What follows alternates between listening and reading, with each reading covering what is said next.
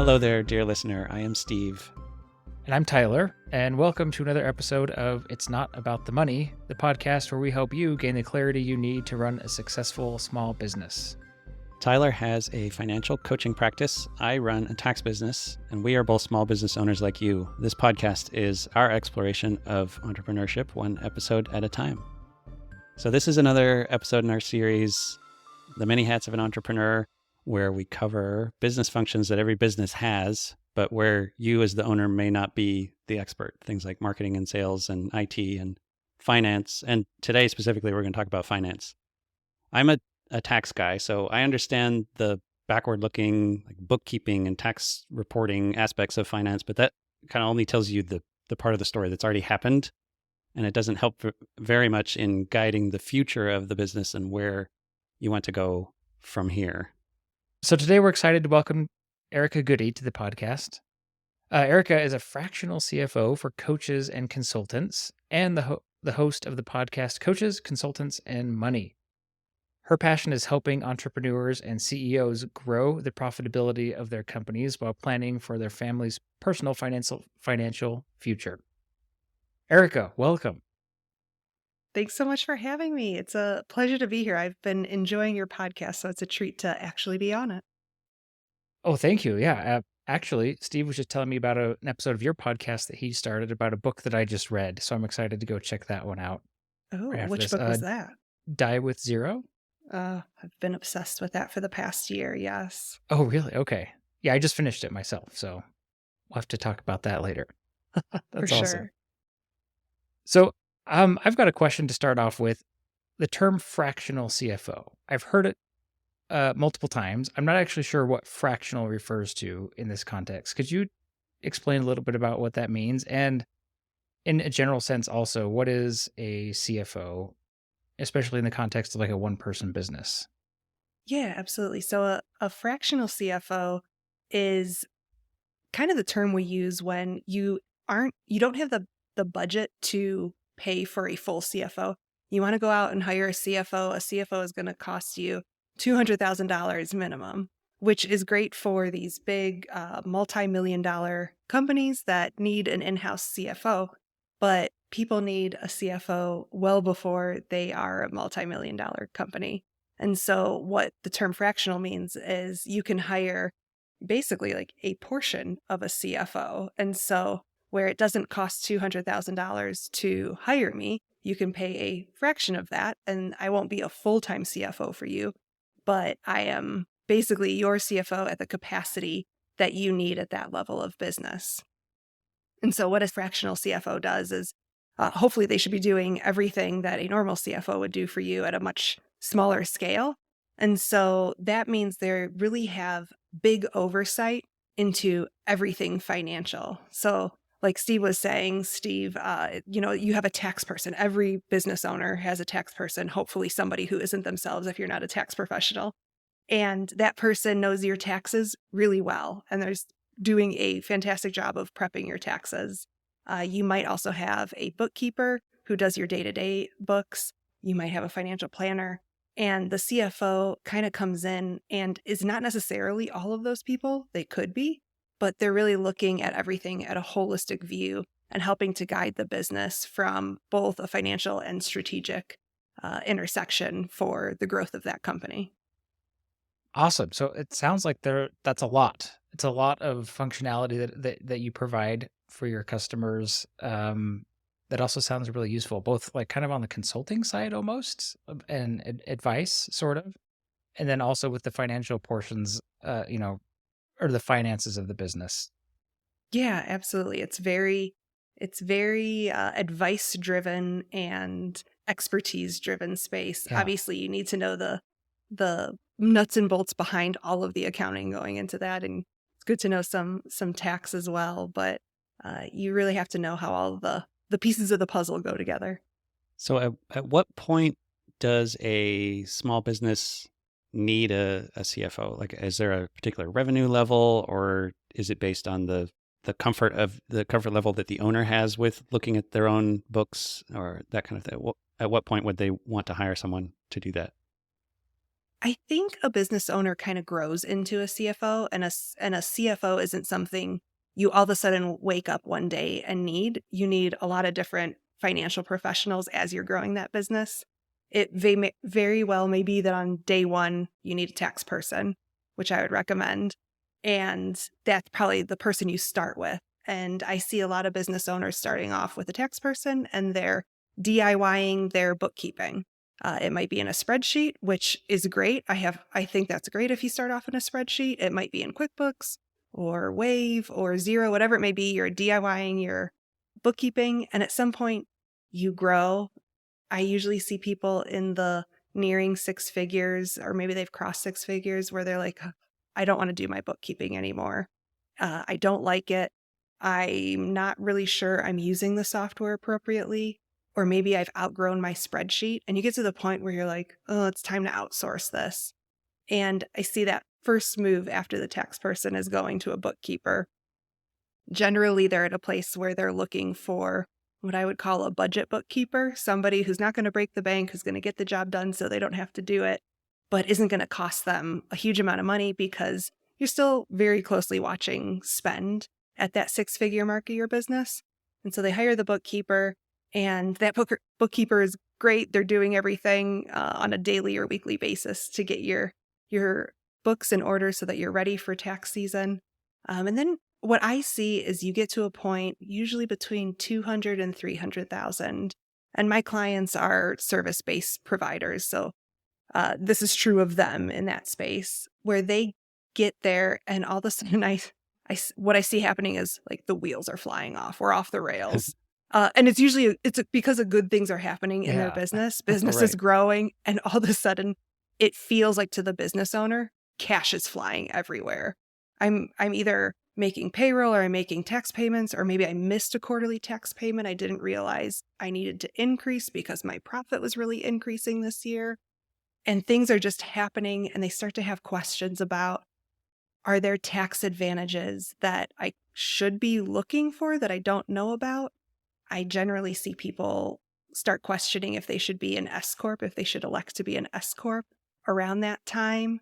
They've probably heard it from a friend and they don't really know what that means, but they know they should learn more and ask something about it.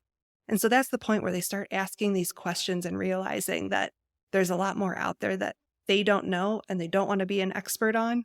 And so they need to pull somebody in to start kind of giving this holistic view of what their business, what's happening in their business, which direction it's going, and how to avoid any pitfalls going forward so that they grow without causing a tax issue for them later on. Usually that's the biggest trip up. That's the first trip up, is my business grew $100,000 this year. It's so great. I did not realize I needed to increase my quarterly taxes at the same time.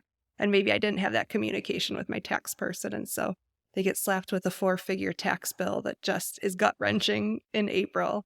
And they kind of have this realization that, okay, I need somebody to help me through this area of my business. So that's cool. It sounds like you're typically joining up with these business owners at a really exciting time for their business, where they've maybe experienced some growth either rapidly, or they've just finally hit kind of a new threshold where they're starting to feel the pain, if you will, right, of running a business that's so big. You mentioned a couple pain points. One is just feeling out of control, I think maybe is a good way to summarize it, with the cash kind of flying everywhere, like you said. And maybe the second one would have been like an unexpected tax bill or something like that. I'm just curious, like, are there any other pain points that you've noticed as kind of like a pattern among the clients, or are those kind of like the two main ones? Those are the two first ones, I would say.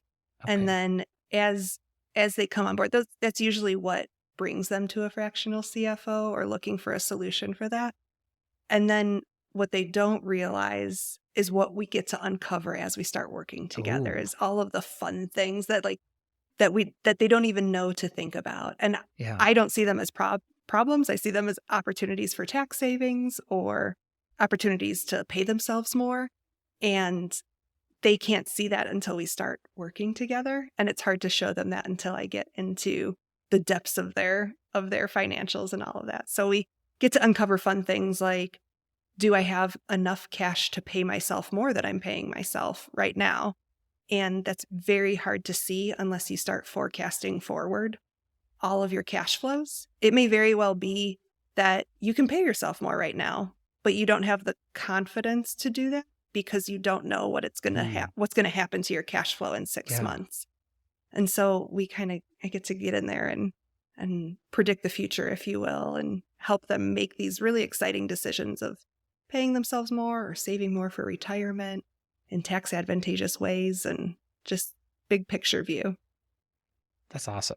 That actually sounds really fun, to be honest. I'm sure there's a lot more, just because it sounds fun doesn't mean I could do it, or anyone who doesn't have the experience that you have, but that sounds really rewarding. Like it sounds fun is what I'm trying to say. That's exciting. It tends to be fulfilling for me because I get to watch my clients go from, I always have Zooms with my clients. I'm always on video with them every month. And what happens is I can see that their shoulders are up when I first start meeting with them. And there's a lot, you could just see the nerves on their face. And as we work together, and as I can show them what their cash projections are going to be based on what we've talked about is going to happen in their business and how that affects their taxes, all of a sudden you can see them relax because they know what's going to happen in their business. And before working with me or a fractional CFO, it was always like a surprise party, right? Like, I don't know what's going to happen next month. I don't know what my tax bill is going to be. I hope I'm going to be okay. And it's just like waiting for the other shoe to drop. But we already, when they work with me, we get to see where the other shoe is going to land. And so we already know that. We know that 60 days in advance, 6 months in advance, well in advance, so that they can sleep better at night and run their business confidently. And I see that they make different decisions because that they have that information so far ahead of when they used to have it. That makes sense. I want to talk a little more about some of the transitions that you mentioned, like being able to pay yourself more, or retirement contributions, or charitable giving, those kinds of things. What tend to be the kinds of, big events in the business life cycle that you help clients work through? Yeah, like you said, paying yourself is usually the first one because I tend to see people not paying themselves consistently. That it's not that they don't have the money to pay themselves. It's that, especially where I help consultants, consulting tends to be I always call it roller coaster revenue. 1 month you make $60,000 of revenue. The next 2 months is 0. Then you make 20,000, then it's 15, then it's 80. And you're just on this huge revenue roller coaster where it's hard to know what you're, quote, allowed to pay yourself on a monthly basis when you have such huge swings in revenue. And so I come in and my goal for my clients is always to pay yourself the same amount every month, regardless of what your revenue is doing, because I want my clients to feel like they have a stable job, even though they're working for themselves, so that they, on the personal side, like I know you just did a huge series on YNAB and personal financial planning and all of that. I want them to be able to do that personal side planning agnostic of these huge revenue swings. And so when we can get to a place where they're paying themselves the same dollar amount every single month so that that doesn't affect their family, then we get to start, looking at the business in a much more honest way because they're not worried that it's going to affect their family. I can't help but notice that so much of what you're talking about in terms of the benefits of working with you as a fractional CFO are kind of on the emotional health side almost, it sounds like, right? Or like peace of mind, maybe.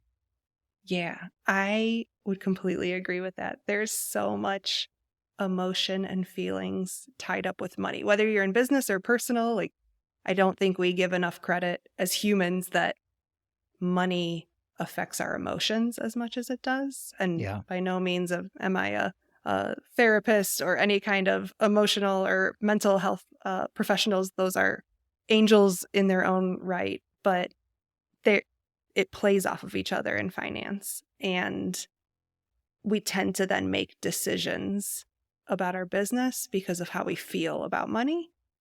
And they can actually hold business owners back because they're trying to be conservative. On the flip side, you have clients who don't realize what kind of financial situation they're in and they're blowing through their cash, right? So it works both ways. And I just, when you can lay out the facts in the future, I think you make different decisions today and you feel more confident about it. Yeah, that's great. You're speaking my language as a financial coach. That's kind of why I latched onto that, I think. Yeah. Yeah, I love this. It sounds like a sort of a combination of the things that Tyler and I both do in one, like running the numbers, but also the coaching, the emotional side of it, the personal side. The title of the podcast is not about the money, but it kind of, this is an example of that where you need to understand the money to know what's going on, but it's the decisions you're making are not about the money per se. It's about your life. This is your life. Yeah. And I also see that I had an example where a client was going into sales meetings and I could tell that she had, these were big 4-figure sales meetings that she was trying to lock in. And she just had, it wasn't about the money per se. It was about the feeling of going into this meeting of like, oh, I don't know if this client is going to sign this $50,000 deal. Maybe I should knock it down to $40,000 so I can get the deal. And when we really mapped out what that looked like, whether she was going to sign a $50,000 deal or 20 or an 80, when we were able to see it on paper, if you will, in the future, all of a sudden her confidence changed into that meeting. And she was like, oh, well, actually, I don't need to necessarily sell the $50,000 offer. I could sell the $20,000 and be fine. And so if that's what I get, that's fine for me financially and for my family. I think this client really needs the $50,000 package for what they're actually trying to do. And so, but she knew that she could go in there and sell 50,000 and her family's grocery bill wasn't going to be affected by whether she sold 50 or 20. She was going to be fine either way. And it gave her this confidence to walk into that sales meeting and genuinely tell the client what she thought was the best solution for them without fearing the personal ramifications of what that meant for the trickle down effect into her pay. Yes, I think there's actually a whole new level of confidence that comes when you're able to kind of separate the personal, like make it not personal. It's business. And I know that's kind of a cliche, but in the way you're talking about it, I haven't thought of it exactly in that way before. Like, yeah, anyway, that's a great story. Thanks for sharing. That's a topic we should get into a little more on this podcast. We haven't talked a whole lot about selling, but that's a critical piece of doing that. And there's a whole psychology around it of like, understanding how much do I actually need and can I go into this conversation with the confidence to ask for what I'm worth, what I think the client wants, but understanding that, it's going to be fine, whatever happens. That's really powerful. So Erica, I'm actually really curious. I'd love to hear a little bit more about your background and how you started your business and, what led you to this field. Yeah, so I have a harried background, if you will. I actually have a very traditional background that turned untraditional about halfway through. I, went to school for accounting and finance, got my CPA. I started at a Big 4 public accounting firm right out of college. Spent about 2-3 years there, which is, if you know public accounting, kind of the point of you're either in or you're out. It's a grueling profession to start off. It's fantastic. It will teach you a ton, but it's a lot of hours during tax season. And so left that I actually went to corporate Walgreens after that and spent the rest of my corporate career bouncing around there in a lot of different, mostly finance roles. And so I just was able to see financial planning and analysis there. I did some fixed assets accounting, helped out in a number of business units there, and just really got a boot camp in corporate finance and in forecasting. Really enjoyed it. Very much enjoyed it, actually. And also intersected with life at the same time. My husband and I had our first child during that time and eventually our second child. And it was I learned very quickly how difficult it was to have 2 full-time parents with big careers and 2 little humans that needed you constantly. And they won. The little humans won. I chose them. it was a really difficult season, and I went through some burnout actually in that corporate role, and it really taught me of what I truly valued and what I could have in the future and what I couldn't.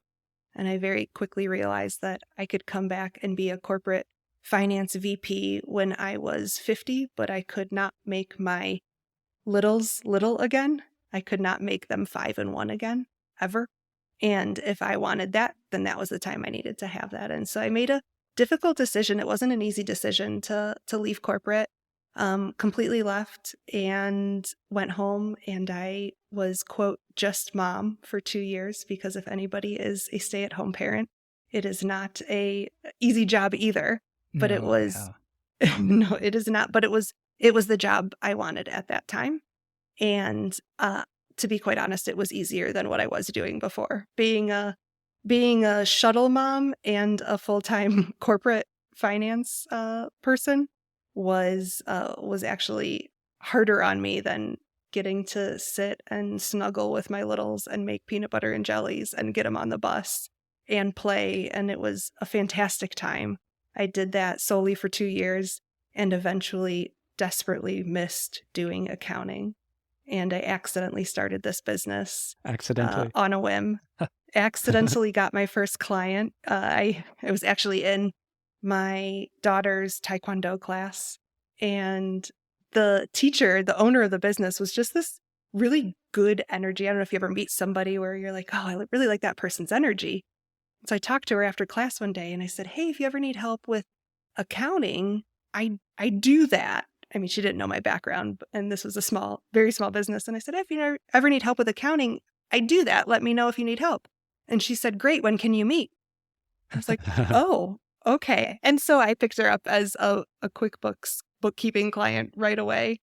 And my kids were still little. And so I just committed that my business was only going to grow as fast as our kids did, which it feels like they grow fast, but when you're trying to grow a business, they actually grew very slowly. And so my business grew very slowly as well as a result of that.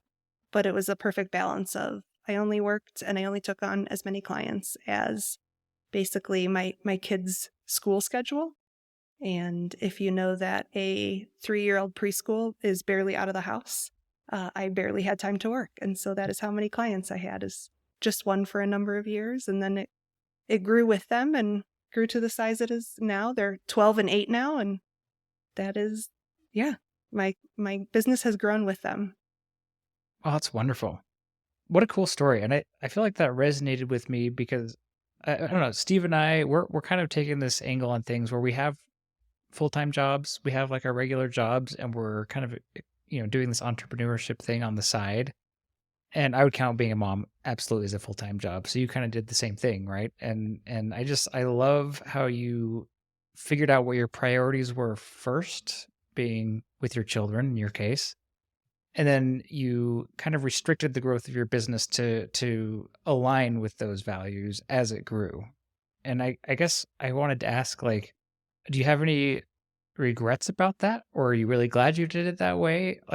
Because one of the things I run into is kind of maybe a desire to grow things faster and having to remind myself there's a time for everything, and, remember who you are, remember what you're trying to do here. I'm just kind of curious if you could talk a little bit more about that, because you've lived it.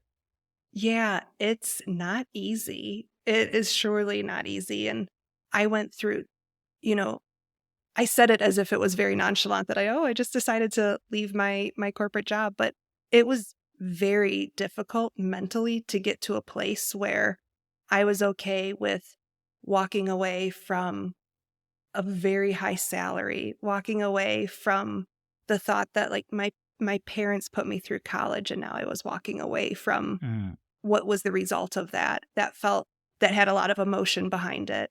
I was walking away from a title, and if I'm being honest, I had a lot of pride in my title at work and in my salary, and it's hard to decouple. It's hard to realize that your self-worth is in the wrong place. Let's just put it like that.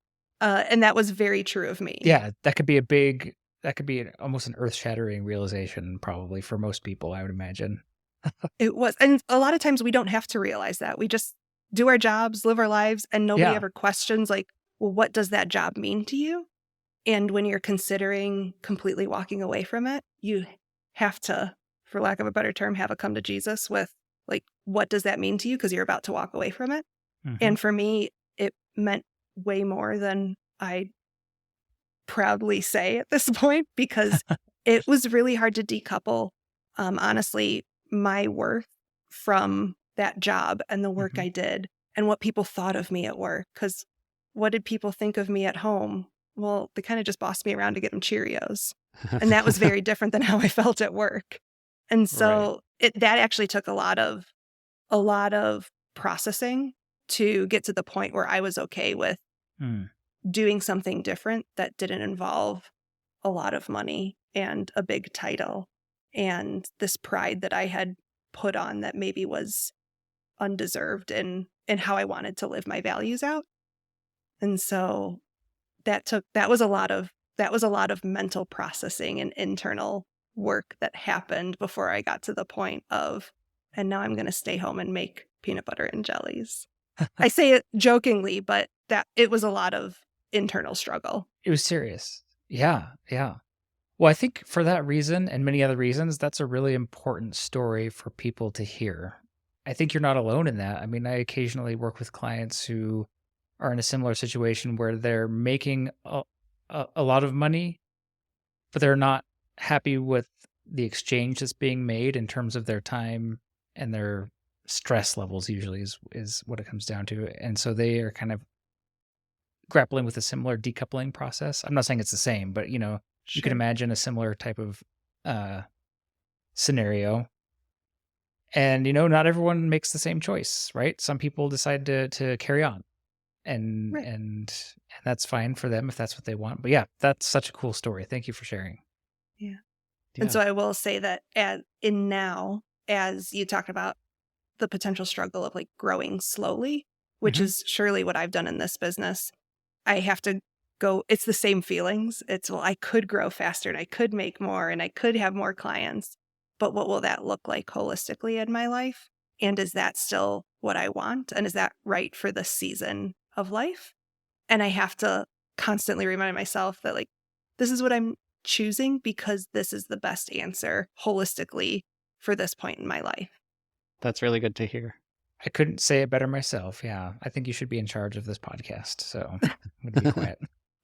Yeah. Oh, something I've always admired about you is the boundaries you have where work can take up this much of my day and the rest of it is already set aside for family and having fun and giving back and those kinds of things. And so it's good to hear like all the work that you did to get to that point where you can be at peace with the way things are. Thanks. Yeah, you're right. I have extremely strict boundaries on my schedule so that I can not go back to a place of burnout. I've experienced that before, and burnout does not feel good. And so I have very much incentive to not go back there. And I look back on my weeks every week and I'm like, am I happy how I spent my time? Yeah. Could I have gotten more done at work? Totally. I could always have spent more time working because there's always work to be done. But when I look backwards on the week, I see that I made it to the kids' track meet and I was at school pickup every day. And those things are just as important to me as getting one more thing off my to-do list at work. Do you ever find yourself having those kinds of conversations with your clients, or is that out of scope? I'm just kind of curious because, I picture, working with business owners seems like the demographic for the kind of struggle we're talking about right now. Yeah, I actually just had an interesting conversation with a client. We're starting to, you know, it's kind of a triage. You get in there and we're worried about paying yourself and paying the IRS. That's kind of like step one is get the house in order. And then as we get to that place, then we start peeling back the onion of like, what else can we talk about? And what other decisions are you making in your business?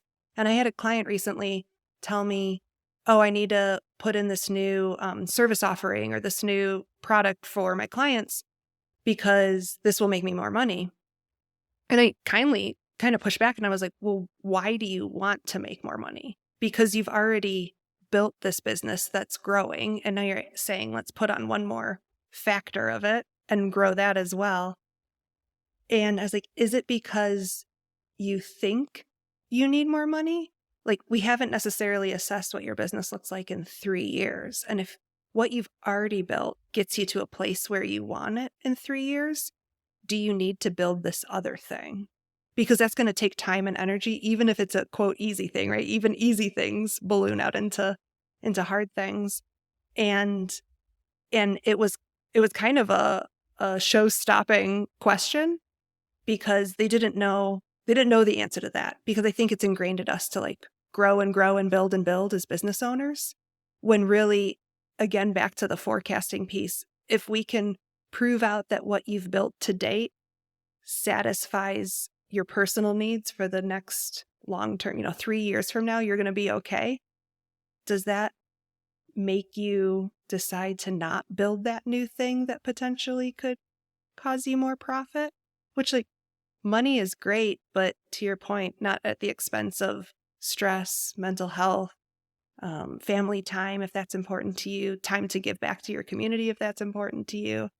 And we don't often put this decision point in front of ourselves, or nobody puts it in front of us, of like, would you rather make another $50,000 next year, or would you rather have 10 hours a week to use how you'd like?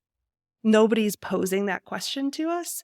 Yeah. And culturally, we've been raised to believe that getting $50,000 more is always their best answer. Yeah. Like, yeah. That's how Americans have been bred, right?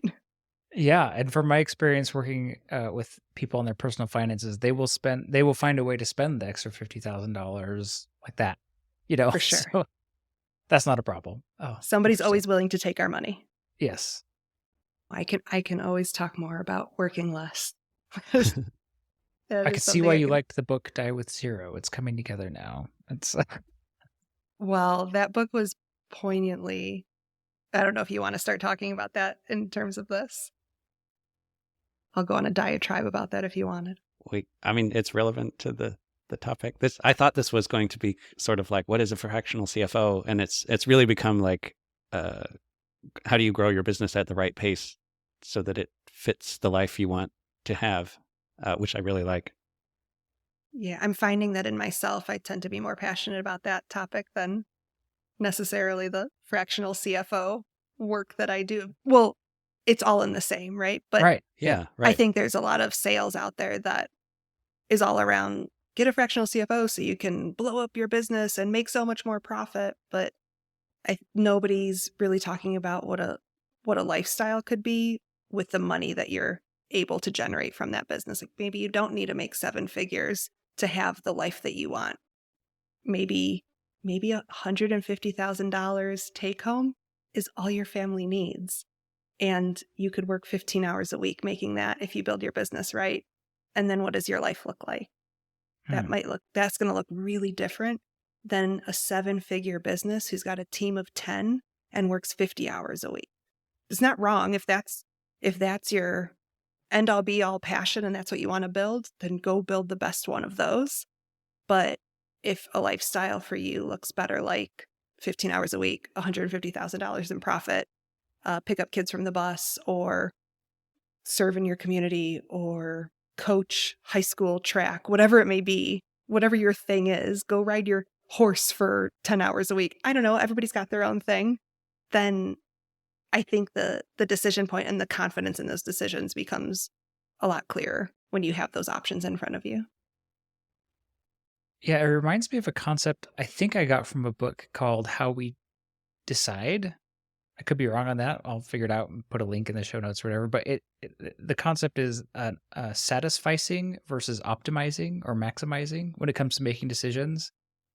And, a satisficer will decide ahead of time what their requirements are and then make the decision to do the first thing that they find that meets their requirements. Whereas an optimizer will keep looking for an opportunity that's a little bit better or a little bit better or a little bit better, like infinitely kind of, right? And it also kind of reminds me of like that concept in product design, where in theory, a good product owner would start with what are the requirements that our customers have, and let's build that product instead of trying to put every possible, tool in the Swiss Army knife, whether or not somebody needs it.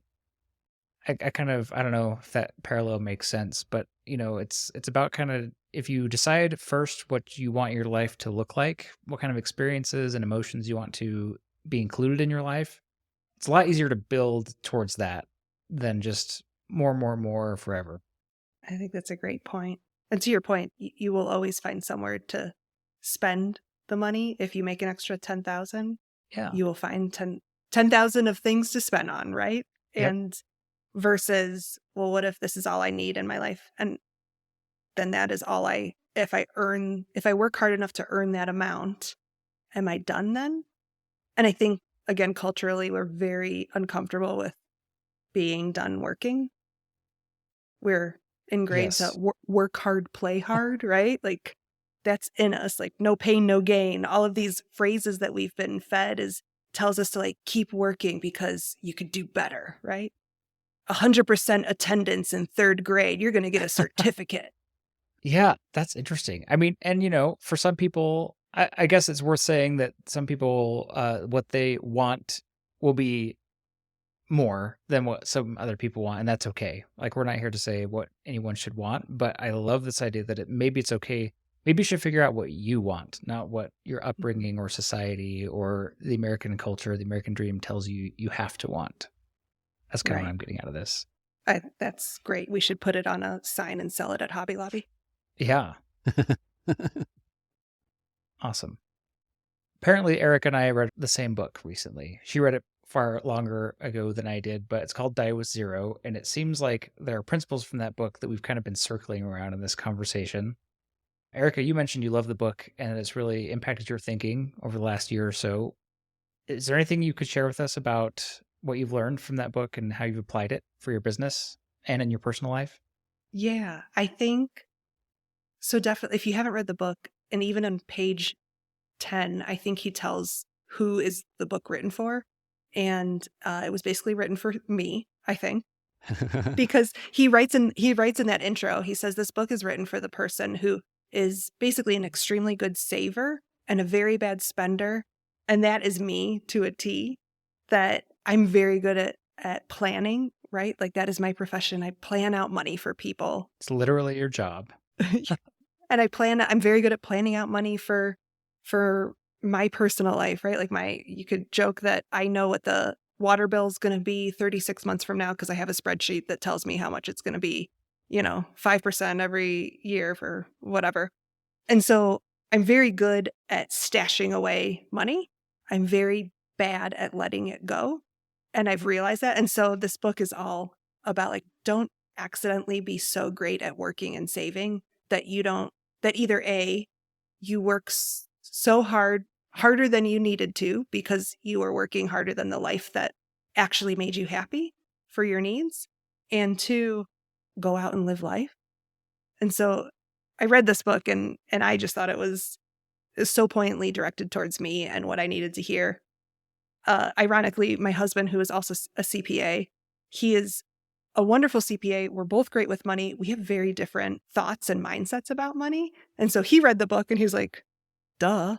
I was like, no, not duh. This was monumental for me. He's like, no, I know how you would receive it, but like, I already knew this. And I was like, okay, well, some of us needed a little more coaching than others.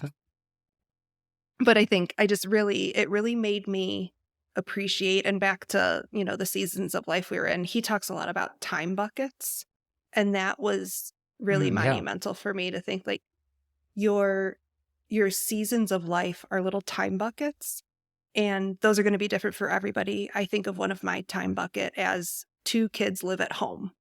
And that time bucket is going to sound morbid. It's going to die eventually, right? Like there's some point where that's not going to exist anymore. And I need to spend my time and money and efforts enjoying that time bucket right now when there's 2 kids at home who think it's fun to go camping, who want to go hiking outside, who want to go to the pool. Like I can't get that back.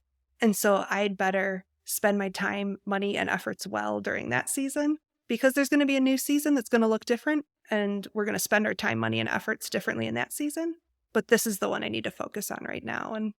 And it really, it was really helpful in reframing the efforts that I put in, both personally and business wise, in my life right now.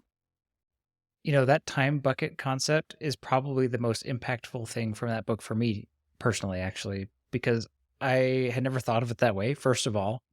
And, I'd heard things like, well, don't wait till you retire to travel because once you're old, it's harder to travel. Like, I was kind of familiar. I'd heard that idea before, right? But I never thought of breaking your whole life down into time buckets and saying, of all the things I want to do in my life, which time bucket is the best fit for that type of activity? And it actually totally changed the way I approached my idea of like how much I want to travel. I know that's kind of a cliche thing to talk about, but when I talk about travel, I'm not the kind of person that likes going to Europe or like going to the Bahamas or anything. I know I'm very boring. It's disappointing. Sorry, everybody.